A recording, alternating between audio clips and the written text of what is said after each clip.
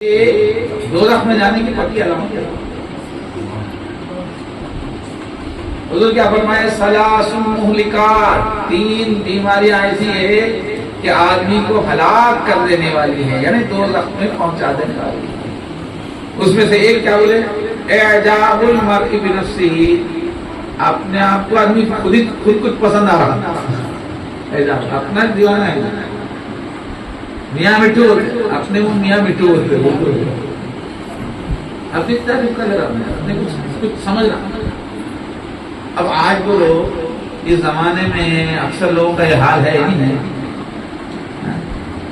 हम जरा अकेले में बैठते हो, अपने जमाने के देख लो, मैं कुछ भी नहीं हूँ बोल के है, नहीं मैं अच्छा क्यों बोल के, अच्छा क्यों बोला, क्या मैं चोरी करूँगा, मैं ढाके डालूंगा, मैं क्या जिना कार्य